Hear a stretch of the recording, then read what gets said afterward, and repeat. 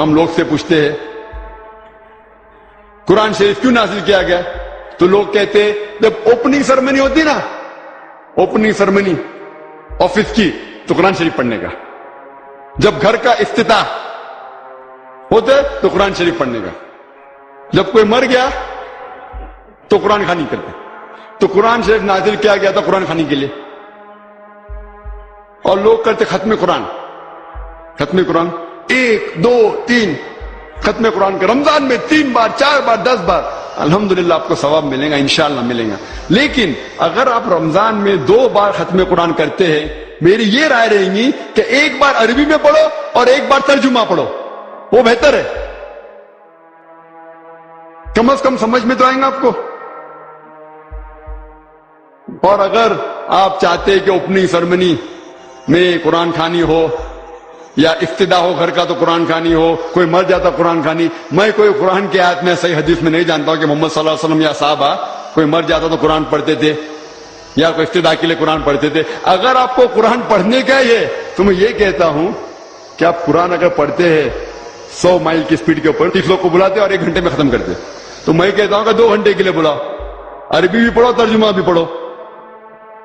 نہیں تو 30 کے بدلے 60 لوگ کو بلاؤ.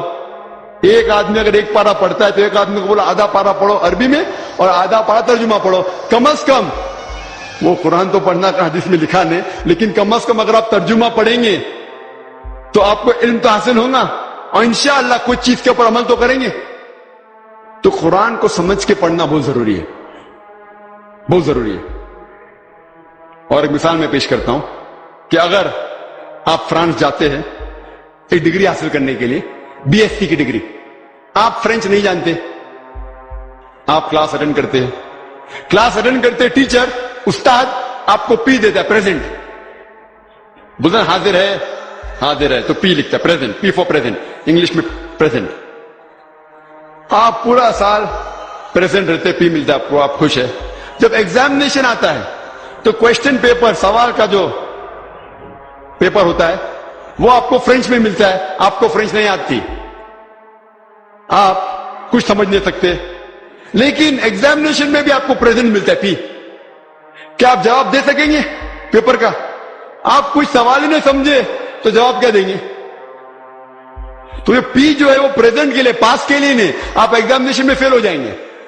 تو آپ صرف قرآن شریف عربی سے پڑھیں گے، آپ کو پی ملے گا، لیکن وہ پی پاس کے لیے نہیں ہے، پریزنٹ کے لیے، موجود، حاضر. ہمیں غلط فہمی ہے کہ ہم پڑھیں گے تو جنت میں جائیں گے. صرف پڑھنا کافی نہیں ہے، پڑھ کے سمجھو اور قرآن مجید پہ عمل کرو تو انشاءاللہ آپ جنت میں جائیں گے.